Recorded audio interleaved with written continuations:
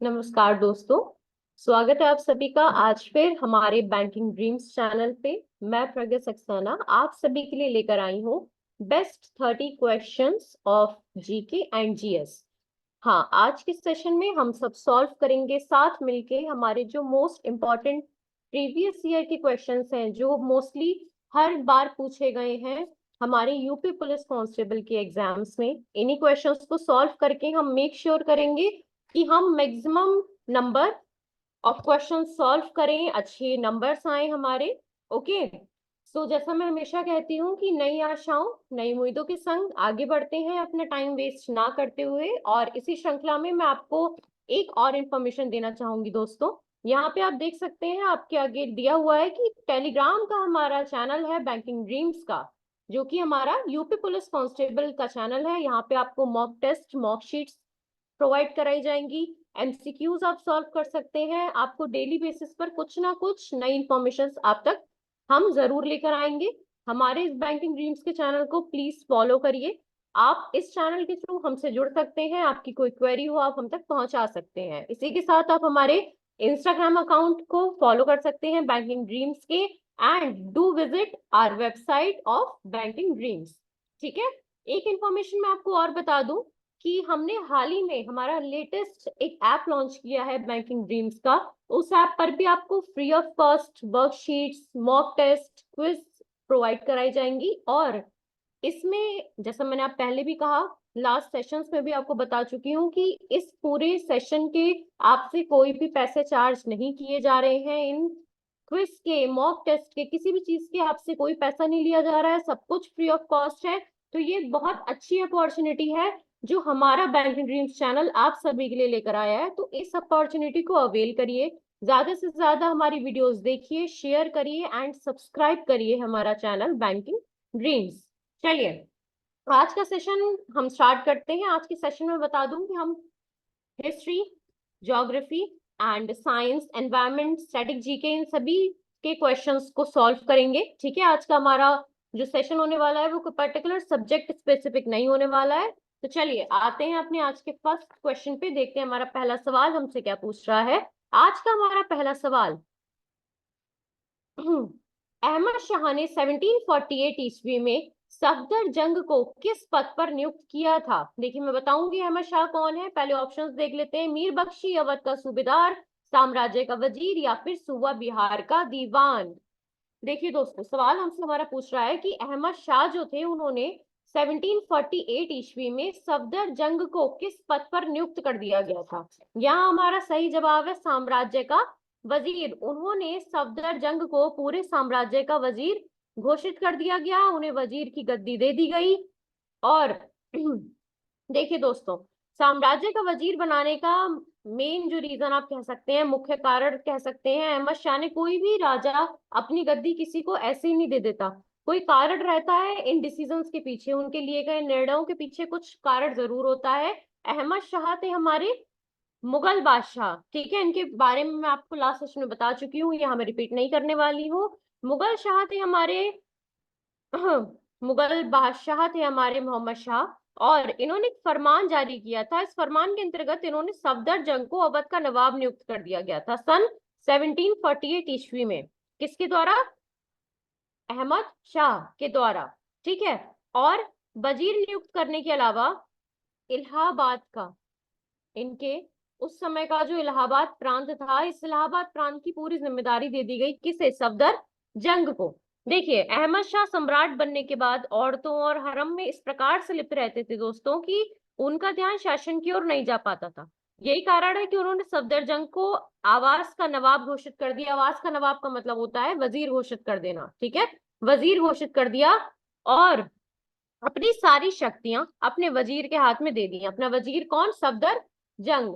और यही कारण बना इनके पतन का। क्यों? क्योंकि फिरोज जंग ने सदाशिव राव भाव, जो कि मराठा सरदार थे दोस्तों, उनकी सहायता से अहमद शाह बहादुर को कैद कर लिया और वहां उनको और उनकी माता को सन 1775 में मरवा दिया। ठीक है, चलिए आते हैं अगले सवाल पे। निम्न में से कौन सी अवध के नवाबों की प्रथम राजधानी थी? चार ऑप्शन हमें दिए गए हैं। यहाँ हमसे पूछा जा रहा है कि इलाहाबाद, लखनऊ, फैजाबाद, फर्रुखाबाद, इन चारों में से कौन सी प्रथम राजधानी रही है अवध के नवाबों की? यहाँ पे सही जवाब है हमारा फैजाबाद। ठीक है, फैजाबाद। चलिए, इसमें मैं आपको थोड़ा फैजाबाद के बारे में बता दूं कि उस समय पे हमारा फैजाबाद जो हाल में बहुत ज्यादा परिवर्तित हो चुका है, उस समय पे कैसा हुआ करता था दोस्तों। अगर इस बारे में आपको बताऊं तो फैजाबाद हमारा अवध साम्राज्य की पहली राजधानी थी, ये हम सवाल में पता कर चुके हैं दोस्तों। अवध राज्य को वर्ष 1722 में फैजाबाद के साथ उसकी राजधानी के रूप में प्रतिष्ठित किया गया था। समझे? अवध राज्य जो था, अवध के नवाबों द्वारा ये डिसीजन लिया गया था ना, हम जान चुके हैं। और इन्हीं अवध के नवाबों ने फैजाबाद को 1722 में उसकी राजधानी घोषित कर दिया। ये किसके द्वारा किया गया, किसके संरक्षण में किया गया? सदाउद अली खान अवध के पहले नवाब थे। ये जब किया गया था तब पहले नवाब किसे बनाया गया था? सदाउद अली खान को बनाया गया था पहला नवाब। कहाँ का? अवध का। हालांकि बाद में राजधानी को 1775 में दोस्तों अवध के चौथे नवाब आसफ उल दौला द्वारा लखनऊ स्थानांतरित कर दिया गया। बात समझिएगा, पहली राजधानी अवध के नवाबों द्वारा अवध की पहली राजधानी बनाई गई फैजाबाद। पर इस राजधानी के बाद जब 1775 में अवध के चौथे नवाब ने नियंत्रण लिया, जिनका नाम था आसफ उद दौला, उनके द्वारा फैजाबाद हटाकर लखनऊ को नई राजधानी बना दिया गया और यही आज तक चलता चला आ रहा है दोस्तों। ठीक है, चलिए आते हैं अपने अगले सवाल पे, देखते हैं हमारा अगला सवाल हमसे क्या पूछ रहा है। टीपू सुल्तान की राजधानी थी, अगला सवाल हमसे पूछ रहा है कि टीपू सुल्तान की भाई राजधानी क्या थी? द्वार समुद्र, बेलूर, श्रीरंगपट्टनम, श्रीरंगम। श्रीरंगपट्टनम जिसका पूरा नाम है दोस्तों, यहाँ सही जवाब है हमारा श्रीरंगम। श्रीरंगम थी टीपू सुल्तान की राजधानी। देखिए, टीपू सुल्तान कौन थे? मैसूर के शासक थे टीपू सुल्तान। इनके बारे में हम पहले भी बात कर चुके हैं, फिर मैं बता देती हूँ। मैसूर के शासक थे टीपू सुल्तान। कब से कब तक शासनकाल चला था इनका? 1782 से 1799 तक का शासनकाल था इनका। श्रीरंगपट्टनम टीपू सुल्तान की राजधानी बना दी गई थी। और टीपू सुल्तान को मैसूर के बाघ के रूप में भी जाना जाता है। किस रूप में? मैसूर के बाघ के रूप में जाना जाता है इनको, इस नाम से भी जाना जाता है। कभी लिखकर आ जाए, कंफ्यूज मत हो जाएगा। और ये शक्तिशाली मैसूर शासक हैदर अली के पुत्र थे। इनके पिता का नाम क्या था? हैदर अली। ठीक है, टीपू सुल्तान ने दोस्तों भारत में फ्रांसीसियों के साथ सकारात्मक संबंध बनाए रखे और उनकी मदद से अपनी सेना का आधुनिकीकरण किया। फ्रांसीसियों के संग इनकी बहुत अच्छी खासी बनती थी, आप कह सकते हैं। अपनी सेना को सशक्त करने का काम भी इन्होंने फ्रांसीसियों के संग मिलकर ही किया। और टीपू सुल्तान जो है, इनकी जो राजधानी है श्रीरंगपट्टनम, उसकी रक्षा करते करते ही मारे गए। ठीक है, इनकी मृत्यु भी अपनी इसी राजधानी की रक्षा करते करते हो गई। चलिए आते हैं अगले सवाल पे। मैसूर में स्थापित प्रथम राजनीतिक संगठन प्रजा मित्र मंडली की स्थापना के पीछे प्रमुख उद्देश्य क्या था? या मैं बताऊंगी कि हमारी प्रजा मंडली है क्या।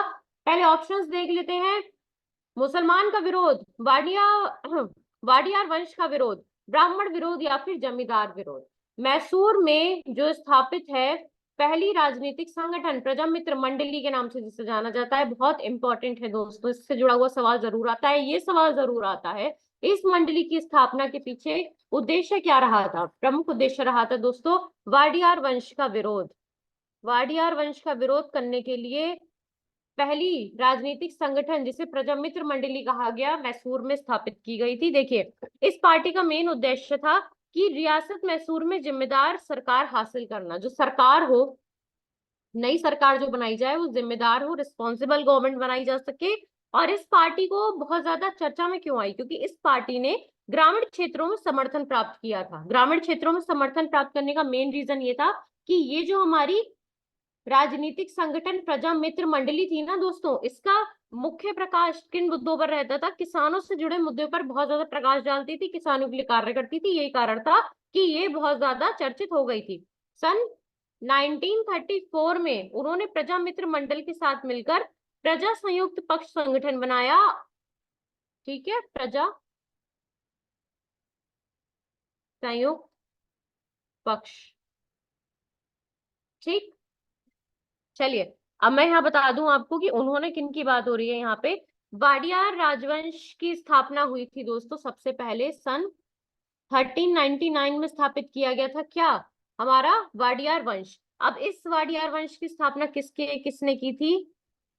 यदुर्या वाडियार ने की थी। यदुर्या वाडियार ने ही मिलकर इस प्रजा मित्र मंडली की स्थापना की थी और इन्हीं वाडियार वंश के विरोध के लिए स्थापित किया गया था इसे। ठीक है, इसके बाद ये जो यदुरया वाडियार थे दोस्तों हमारे, इन्होंने 1399 से लेके 1950 तक मैसूर पर राज किया था। 1399 मैंने आपको बताया ना, 1399 से लेकर इन्होंने 1950 तक मैसूर पर राज किया है। बहुत लंबा शासन काल चला है और 1700 के दशक के अंत में एक संक्षिप्त रुकावट के साथ इन्होंने शासन किया था। जो हमारा वाडियार वंश था उसके आखिरी शासक कौन थे? आखिरी शासक थे कृष्ण राजा वोडियार।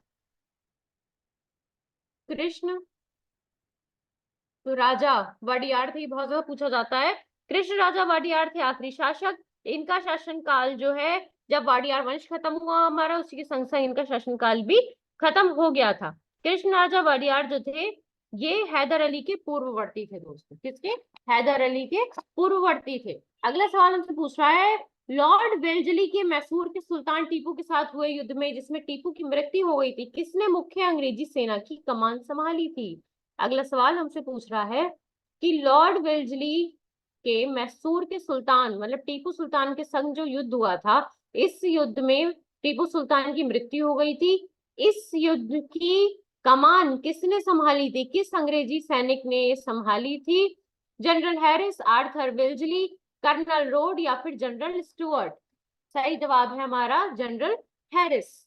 चलिए आते हैं अगले सवाल पे। अगला सवाल हमसे पूछ रहा है, निम्नलिखित में से कौन सा भारतीय राज्य अंग्रेजों के लिए दुधारू गाय था? दुधारू गाय मतलब होना बहुत ज्यादा फ्रूटफुल होना किसी चीज का। ठीक है, एक तरीके का एडजेक्टिव कह सकते हैं आप।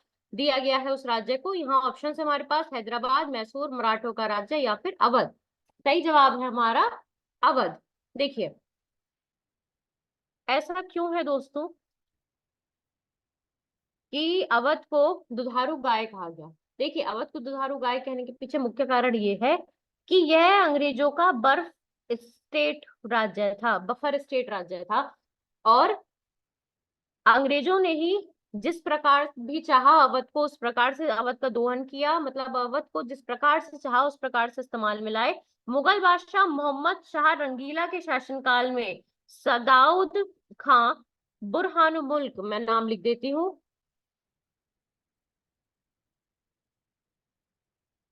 सदाउद खां बुरहानुल मुल्क ने अवध के स्वतंत्र राज्य की स्थापना की थी। अवध का स्वतंत्र राज्य की स्थापना कब की गई? 1719 से 1748 तक शासनकाल रहा है किसका? मुगल बादशाह मोहम्मद शाह, जिनको उपाधि दी गई थी रंगीला की। इन्हीं के शासनकाल में सदाउद खां बुरहानुल मुल्क ने अवध के स्वतंत्र राज्य की स्थापना की थी दोस्तों। ठीक है, इस सवाल बहुत ज्यादा पूछा जाता है कि किसका शासनकाल था और अवध को एक डेमोक्रेटिक राज्य कब कहा गया, स्वतंत्र राज्य की स्थापना कब की गई, किसके द्वारा की गई? तो यहाँ आपको दोनों जवाब मिल गए हैं इस सवाल में। आते हैं अगले सवाल पे। टीपू सुल्तान अंग्रेजों के साथ युद्ध में कब मारा गया? सन 1799 में, 1857 में, 1793 में, 1769 में? सही जवाब है हमारा सन 1799 में। अब देखिए दोस्तों 4 मई 1799 को 48 वर्ष के थे टीपू सुल्तान। कहाँ पे? कर्नाटक में। कर्नाटक में मैंने आपको बताया ना कि ये अपनी राजधानी को बचाते बचाते ही मारे गए। ठीक है, टीपू सुल्तान, तो इनकी राजधानी थी श्रीरंगपट्टनम। इसी श्रीरंगपट्टनम को बचाते बचाते कर्नाटक में टीपू सुल्तान की मृत्यु हो गई थी युद्ध के दौरान। ठीक है, बहुत ज्यादा धूर्त तरीके से अंग्रेजों ने इनकी हत्या कर दी थी। हत्या के बाद इनकी तलवार भी ब्रिटेन ले जाई गई। ठीक है, अंग्रेजों के द्वारा। और टीपू की मृत्यु के बाद सारा राज्य अंग्रेजों के हाथ में आ गया था। चलिए आज अगले सवाल पे। टीपू सुल्तान ने ब्रिटिश सेना को 1780 में हराया था। पोलेलूर में, हैदराबाद में, सेरिंगपट्टनम में या फिर निजामाबाद में? सवाल हमसे पूछ रहा है कि टीपू सुल्तान ने ब्रिटिश सेना को 1780 में कहाँ पे हराया था? तो यहाँ सही जवाब है पोलीलुर में। ठीक है, पोलीलुर में हराया गया था।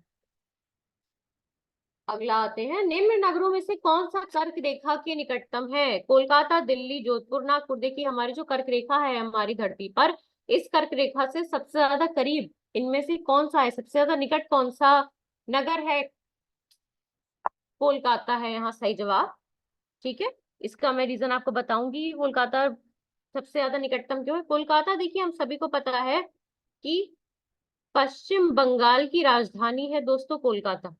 ठीक, यह 1773 से 1911 तक, ठीक है, 1773 से लेके 1911 तक ब्रिटिश राज के तहत भारत की राजधानी रही थी हमारी कोलकाता।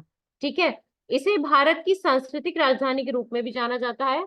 कोलकाता कहलाई जाती है सांस्कृतिक राजधानी के रूप में, सांस्कृतिक राजधानी के नाम से भी जाना जाता है भारत की। और 97 किलोमीटर की दूरी के साथ कर्क रेखा के निकटतम शहरों में से एक है कोलकाता। यहाँ आपसे सवाल घुमा के भी पूछा जा सकता है कि कोलकाता की दूरी कितनी है कर्क रेखा से? टोटल दूरी है 97 किलोमीटर। किसकी? कोलकाता और कर्क रेखा के बीच की।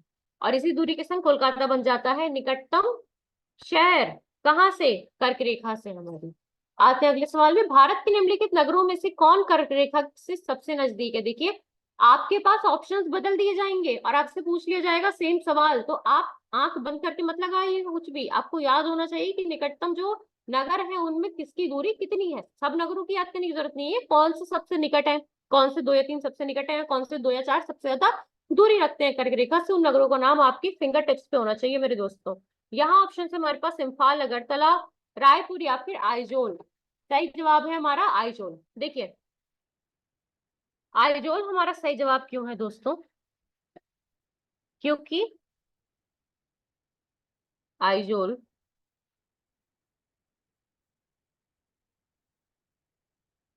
सबसे ज्यादा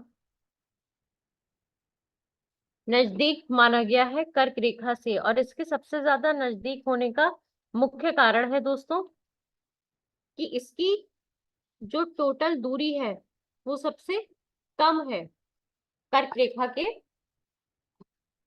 अगर आप मेन पॉइंट देखिए हमारी कर्क रेखा है, कर्क रेखा के मेन पॉइंट से अगर आप देखेंगे तो इससे जो आइजोल की दूरी है वो सबसे ज्यादा कम पाई गई है। ठीक है, अब देखिए दोस्तों, कर्क रेखा के बारे में अगर मैं आपको एक दो बातें और बता दूं इस सवाल पे, हमारे अगले सवाल पे आने से पहले, तो हमारी जो देखिए मैं वापस यहीं आ जाती हूँ, इजी रहेगा। कर्क रेखा जो है हमारी, ये भारत के 8 राज्यों से होकर गुजरती है दोस्तों, जिसमें हमारा आता है गुजरात, राजस्थान, मध्य प्रदेश।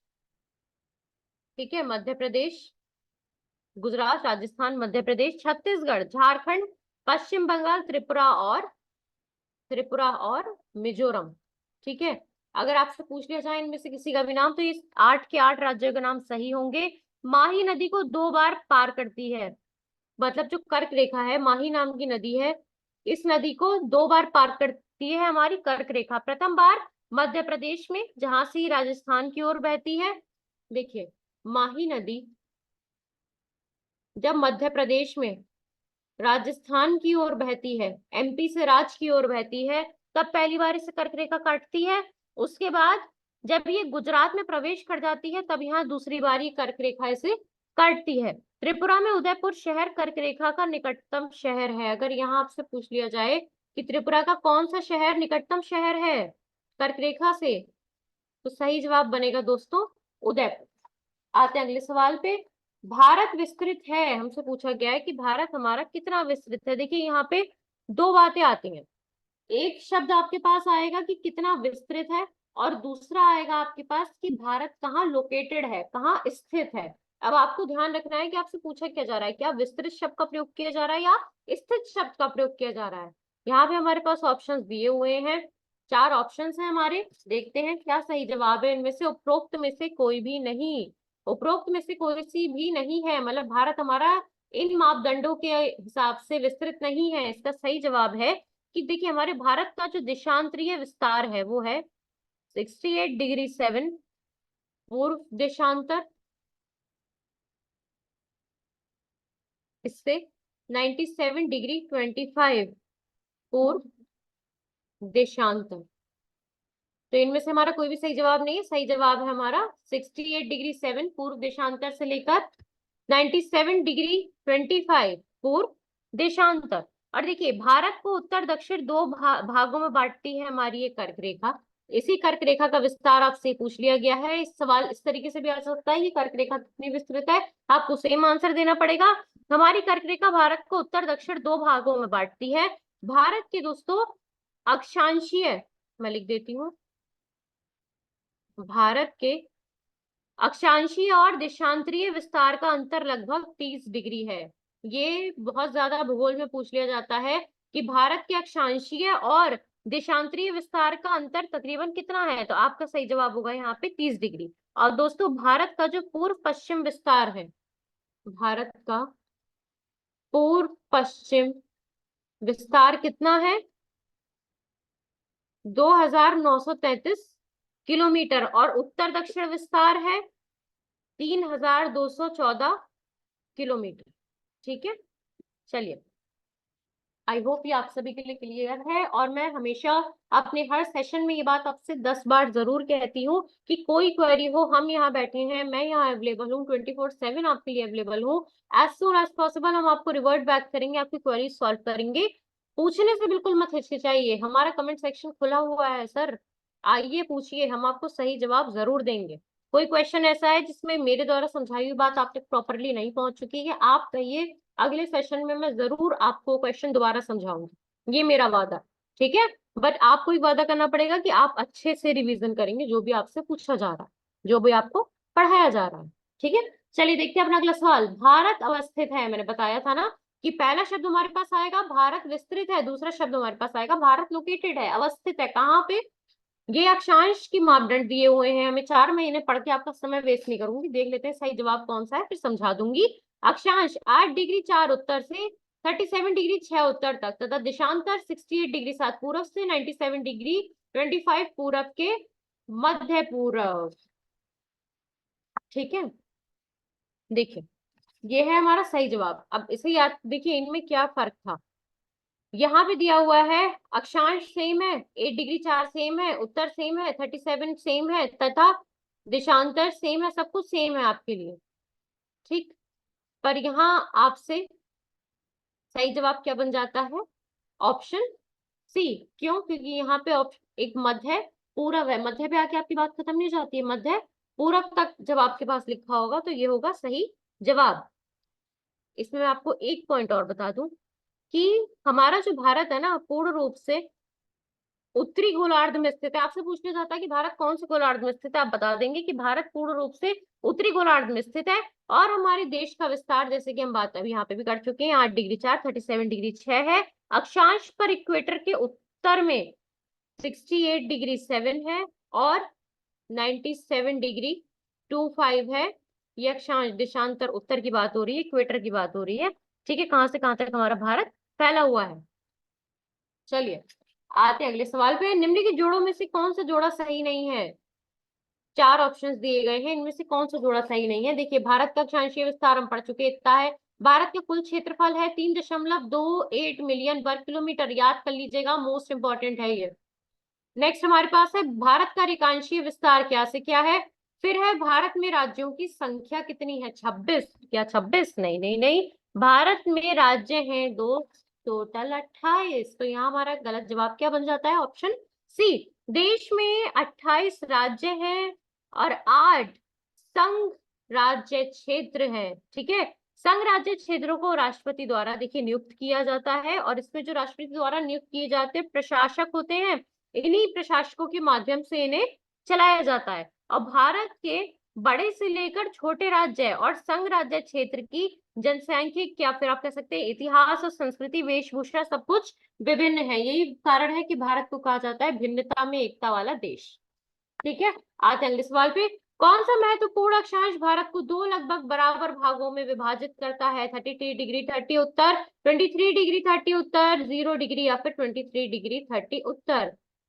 ये याद करने का बहुत अच्छा ऑप्शन है, बहुत इजी तरीका है ये, मैं आपको समझा दूंगी। पहले सही जवाब बता दूं, यहाँ सही जवाब है हमारा 23°30 उत्तर। देखिए हमसे पूछा जा रहा है कि कौन सा अक्षांश है जो भारत को लगभग 2 बराबर भागों में बांट देता है। तो आपको क्या बताना है कि साहब हमारा उत्तर है 23°30। उत्तर तो लिखा ही हुआ है ना, 23°30 उत्तर। इजी हो गया याद करने के लिए। देखिए जो हमारे अक्षांश होते हैं, अक्षांश होता क्या है, कई लोगों को हो सकता है मेरे दोस्तों को ना पता हो। अक्षांश ना भूमध्य रेखा से किसी भी स्थान की उत्तरी अथवा दक्षिणी ध्रुव की ओर जो भी कोणीय दूरी होती है उसको कहा जाता है अक्षांश। मतलब जो हमारी भूमध्य रेखा है उस रेखा से या तो उत्तर की या फिर दक्षिणी ध्रुव की जो भी दूरी है, जो भी कोणीय दूरी है, इसे कहा जाता है अक्षांश। और भूमध्य रेखा को 0 डिग्री की अक्षांश रेखा माना जाता है। भूमध्य रेखा एकदम सेंटर में हो गई ना, तो उसे 0 डिग्री की अक्षांश रेखा माना जाता है। और भूमध्य रेखा से उत्तरी ध्रुव की ओर की सभी दूरियां उत्तरी अक्षांश और दक्षिणी ध्रुव की ओर की सभी दूरियों को दक्षिणी अक्षांश कहा जाता है। ठीक है, दक्षिणी अक्षांश में मापी जाती है। आते अगले सवाल पे। कितने भारतीय प्रदेशों से होकर कर्क रेखा ट्रॉपिक ऑफ कैंसर जिसे कहते हैं गुजरती है? 8, 6, 7, 9। टोटल 8 राज्यों से होकर गुजरती है, जिनके नाम मैं आपको बता चुकी हूँ। दोबारा लिख देती हूँ दोस्तों। गुजरात, राजस्थान, मध्य प्रदेश, एमपी लिख दिया है मैंने शॉर्ट में, बाकियों की शॉर्ट फॉर्म हो नहीं सकती इसलिए पूरा लिख देती हूँ। छत्तीसगढ़, झारखंड, पश्चिम बंगाल, त्रिपुरा और मिजोरम। ठीक है, ये 8 राज्य हैं जिनसे होकर हमारी ट्रॉपिक ऑफ कैंसर, हमारा कर्क रेखा गुजरती है। आते हैं अगले सवाल पे अपने। निम्नलिखित में से कौन सा भारतीय राज्य कर्क रेखा के उत्तर में स्थित है? मणिपुर, झारखंड, मिजोरम, त्रिपुरा। सही जवाब है हमारा मणिपुर। मतलब हमारे भारत में जो मणिपुर नामक राज्य है ये कर्क रेखा के उत्तर में स्थित है। ठीक है, छोटी सी बात हो गई। देखिए मणिपुर की हमारी जो बाउंड्री है ना, मणिपुर किससे किससे घिरा हुआ है, इसकी बाउंड्री किससे किससे घिरी हुई है? नागालैंड है इसके नॉर्थ में, वापस आते हैं, नागालैंड है नॉर्थ साइड, तो इसके नागालैंड है। मिजोरम है साउथ में, म्यांमार है ईस्ट में, और काकर डिस्ट्रिक्ट ऑफ असम।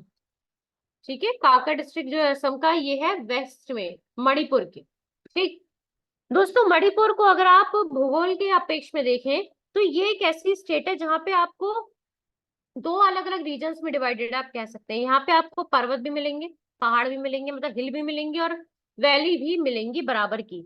जो यहाँ की वैली है वो सेंट्रल पार्ट में आती है, मतलब जो मध्य भाग है मणिपुर का, यहाँ पे इसकी वैली प्रेजेंट है। ठीक है, और हिल्स जो है इन्हीं वैलियों के चारों ओर प्रेजेंट है, मणिपुर को चारों ओर से घेरे हुए हैं।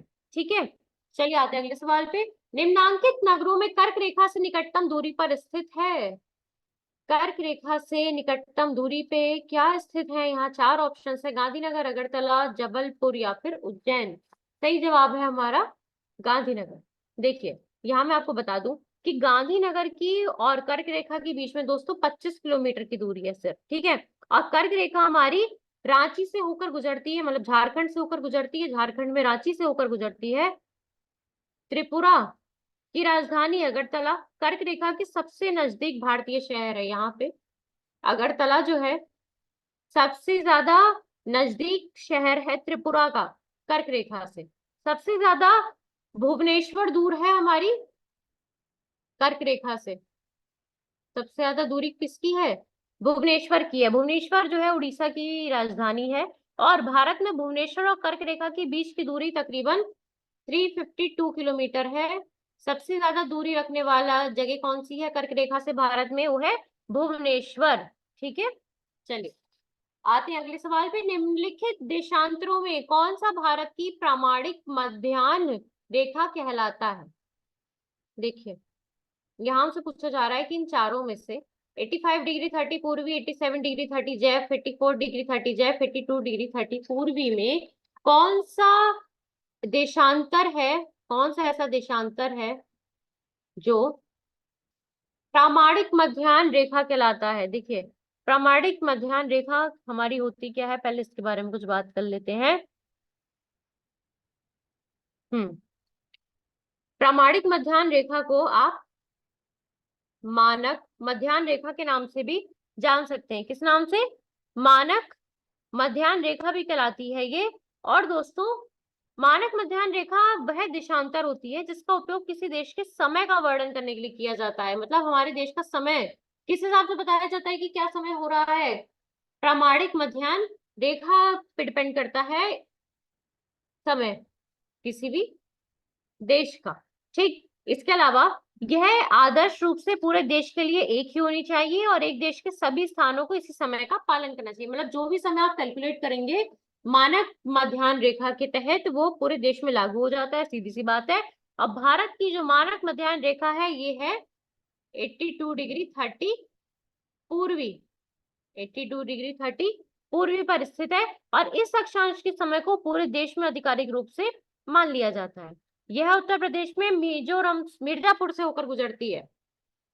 उत्तर प्रदेश के मिर्जापुर से होकर गुजरती है क्या, हमारी प्रामाणिक मध्याह्न रेखा, जिसे कि मानक मध्याह्न रेखा के नाम से भी जाना जाता है। यहाँ मैं आपको आंसर ऑलरेडी बता चुकी हूँ, 82 डिग्री 30 मैंने लिख के बता दिया था आपको। अगला सवाल हमारा आता है, किसी पिंड का भार पृथ्वी पर सभी स्थानों पर एक समान होता है, ध्रुवों पर अधिकतम होता है, विषुवत रेखा पर अधिकतम होता है, मैदानों की अपेक्षा पहाड़ों पर अधिक होता है। हमसे पूछा जा रहा है किसी भी पिंड के भार के लिए कौन से इन चारों में से कौन सा एक ऑप्शन सही है। तो यहाँ हमारा सही जवाब है ध्रुवों पर अधिकतम होता है। देखिए किसी भी पिंड का भार ना ध्रुवों पर अधिकतम होता है। ये ऐसा क्यों होता है, न्यूटन का जो गुरुत्वाकर्षण का नियम है इसके कारण होता है। न्यूटन के गुरुत्वाकर्षण के नियम के कारण किसी भी पिंड का भार ध्रुवों पर अधिकतम होता है। अगली बात आती है, अमोनिया के सृजन के काम में आने वाली गैसें कौन सी हैं। अमोनिया बनाने के लिए कौन सी गैसें प्रयोग में लाई जाती हैं। नाइट्रोजन तथा ऑक्सीजन, ऑक्सीजन तथा नाइट्रिक ऑक्साइड, नाइट्रोजन तथा मीथेन, नाइट्रोजन तथा हाइड्रोजन। सही जवाब है हमारा दोस्तों नाइट्रोजन तथा हाइड्रोजन। देखिए मैं समझा दूं यहाँ पे आपको, नाइट्रोजन तथा हाइड्रोजन दो ऐसी गैसें हैं जिनके मिश्रण से हमारी अमोनिया बनती है। अमोनिया की हमारी फॉर्मूला होता है NH3। दिख गया ना आपको, नाइट्रोजन और हाइड्रोजन, इन दोनों के जब बॉन्ड बनता है, इन दोनों सृजन करते हैं आपस में, तब बनता है हमारा अमोनिया। और अमोनिया का औद्योगिक पैमाने पर उत्पादन हेबर विधि द्वारा होता है। आपसे पूछा जा सकता है, बहुत इंपॉर्टेंट है, कि अमोनिया किस विधि से बनती है। इकोनॉमिक पर्पस पे, कमर्शियल पर्पस पे किस विधि द्वारा, औद्योगिक पर्पस पे किस विधि द्वारा बनाई जाती है, हेबर विधि द्वारा बनाई जाती है। ठीक है, हेबर विधि द्वारा। और अमोनिया का उपयोग हम रेफ्रिजरेटर, यूरिया निर्माण इत्यादि में करते हैं। यूरिया आप सभी को पता है बहुत ज्यादा काम में आने वाली खाद होती है ये। और ऑक्सीजन की खोज किसने की थी, यहाँ मैंने इसलिए ऑक्सीजन का बारे में आपको बता दिया क्योंकि ये सवाल हाल ही में पूछा गया है कि ऑक्सीजन की खोज दोस्तों किसने की थी। जे प्रिस्टले ने, जे प्रिस्टले ने की थी ऑक्सीजन की खोज। और यह रंगहीन, गंधहीन एवं वायु के कुछ भारी गैस है। यह स्वयं नहीं चलती है लेकिन चलने में सहायक होती है। देखिए ऑक्सीजन का O2, ऑक्सीजन का एक बहुत मुख्य, आप कह सकते हैं एक अच्छी क्वालिटी कह सकते हैं कि खुद तो नहीं जलेगी, लेकिन अगर आपको किसी चीज को जलाना है तो उसे ऑक्सीजन दे दीजिए, वो चीज भभक के जल जाएगी। चलिए ये सवाल हमारा यहीं तक था। आते हैं अगले सवाल पे, देखते हैं अगले सवाल हमसे क्या पूछ रहा है। ये मैंने आपको इसलिए बता दिया क्योंकि ये सवाल मैं ऐड करती है, एक सवाल आपका बढ़ता, मैं उसको पढ़ती, आपको समझाती, उससे अच्छा है एक ही सवाल में 2-3 पॉइंट्स आप तक एक्सप्लेन कर दिए जाए, आपका भी समय बचेगा। चलिए पृथ्वी की पपड़ी में विशुद्ध रूप में पाई जाने वाली धातु कौन सी है। सोडियम, तांबा, मैग्नीशियम, प्लेटिनम। सही जवाब है दोस्तों हमारा प्लेटिनम। मतलब पृथ्वी की पपड़ी में, हमारी पृथ्वी की अंदरूनी जो पपड़ी है उसमें विशुद्ध रूप में धातु पाई जाती है, इसका नाम होता है प्लेटिनम। ठीक है, और सोडियम का निष्करण डाउन्स विधि द्वारा किया जाता है। ये सवाल तो हमारा प्लेटिनम यहीं तक था, एक ही नाम है बस यहाँ प्लेटिनम। मैं आपको बता दूं कि सोडियम का निष्करण डाउन्स विधि द्वारा किया जाता है। ये मैंने आपको यहाँ इसलिए बता दिया क्योंकि ये हमारे पिछले साल के यूपी पुलिस कांस्टेबल में आया हुआ सवाल है। ये क्या कि सोडियम का निष्करण किस विधि द्वारा किया जाता है, ऑप्शन दे दिए जाएंगे, आपको सही जवाब लगा कर आना किस पर, डाउन्स विधि में। बाउंस से याद रख लीजिए, डाउन्स विधि। ठीक है, आते अगले सवाल पे। जल का शुद्धोत्तम रूप है वर्षा का जल दोस्तों, समुद्र का जल नहीं, नलके का जल नहीं, आसुत जल नहीं, बल्कि वर्षा का जल। ठीक है, चलिए आते हैं अगले सवाल पे।